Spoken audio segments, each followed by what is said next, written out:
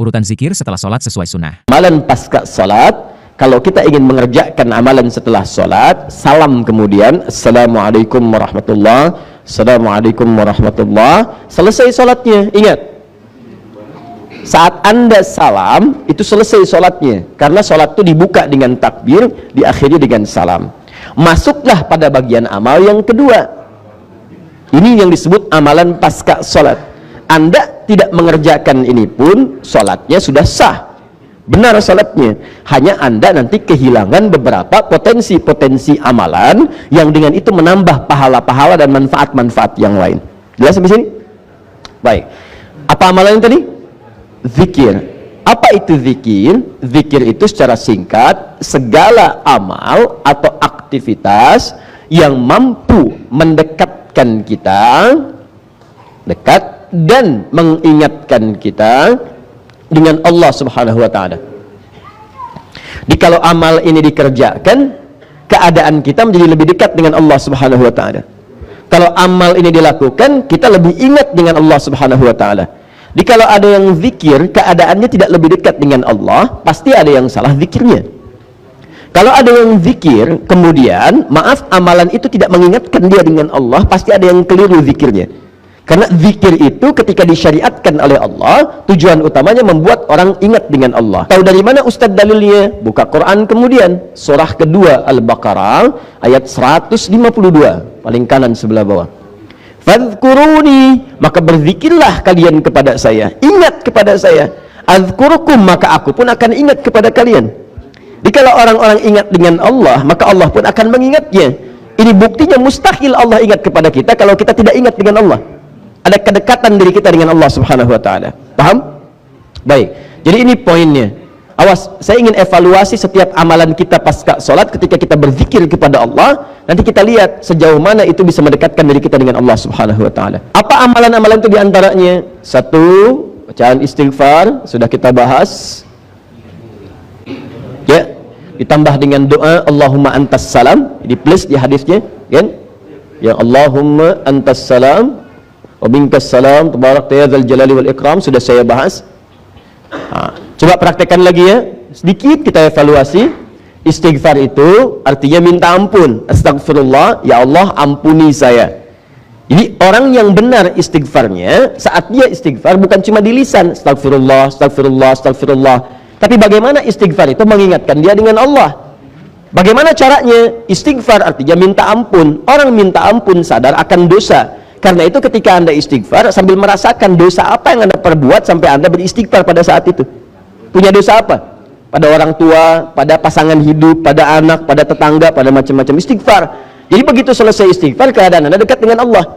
Makanya orang yang rajin istighfar, salah satu anugerah yang Allah berikan kepadanya adalah ampunan dari dosa-dosa. Selain mendapatkan cinta Allah Subhanahu wa ta'ala. Dan kalau sudah dicintai, apapun yang dia inginkan akan diberikan oleh Allah, sepanjang itu menjadi kebutuhan dunia akhiratnya.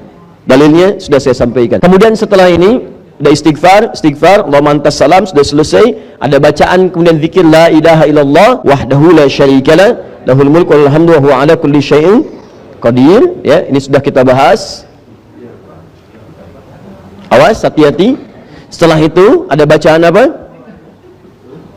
Baik, bacaan ayat-ayat Quran pilihan. Ada ayat kursi, ya, ada al-ikhlas, ada al-falaq, ada An-Nas. Kemudian ada bacaan ayat Al-Quran. Sebelumnya kemudian kita telah bahas juga ada 3 bacaan utama yang subhanallah, alhamdulillah, kemudian Allahu Akbar. 3 bacaan utama. Saya sudah terangkan.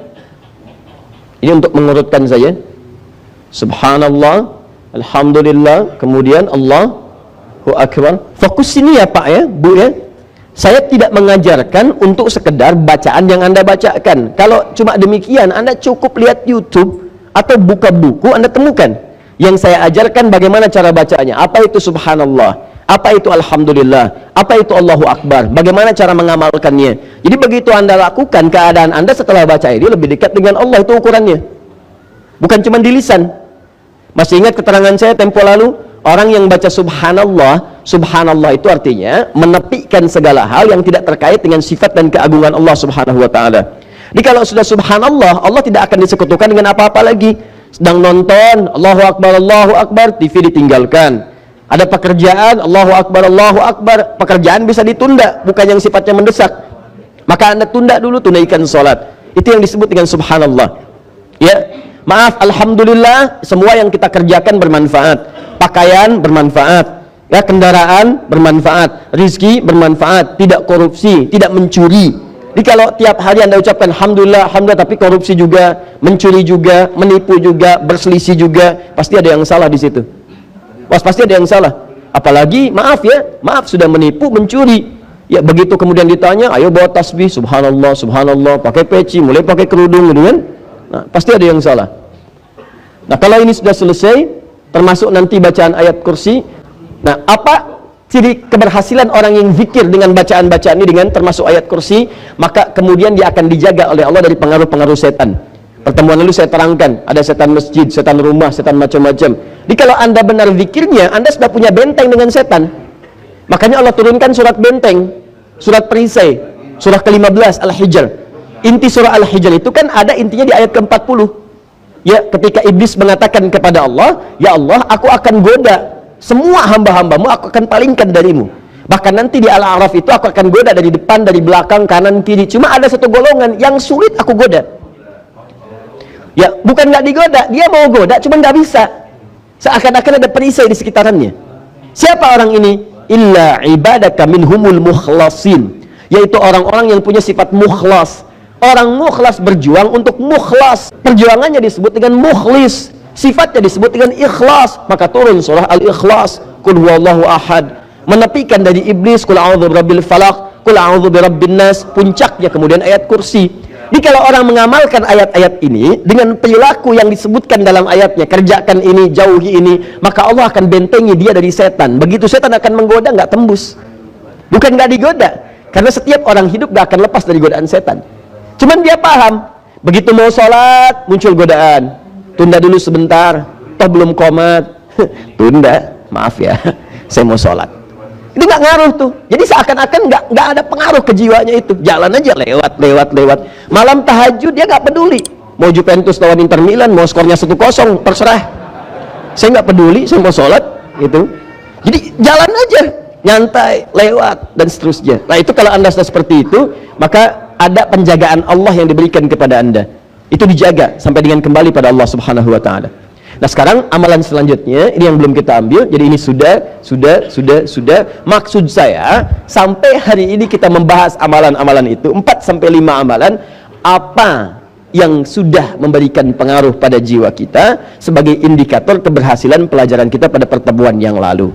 Apakah sekarang sudah semakin dekat dengan Allah, semakin mensyukuri harta yang Allah titipkan kepada kita? Apakah sampai hari ini sudah bisa melawan godaan-godaan setan untuk mengarahkan pada keburukan?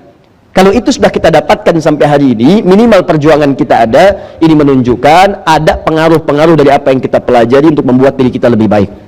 Tapi kalau sampai hari ini misalnya tidak ada perubahan, berarti ada dua kemungkinan. Kemungkinan pertama, saya tidak baik dalam mengajar. Kemungkinan yang kedua, Anda tidak sungguh-sungguh untuk merubah diri lebih baik. Karena itu bertakwalah kepada Allah Subhanahu wa taala, karena kita tidak tahu kapan kita akan wafat. Kalau Anda masih datang ke sini, artinya Allah masih memberi kesempatan kita untuk jadi lebih baik sebelum wafat.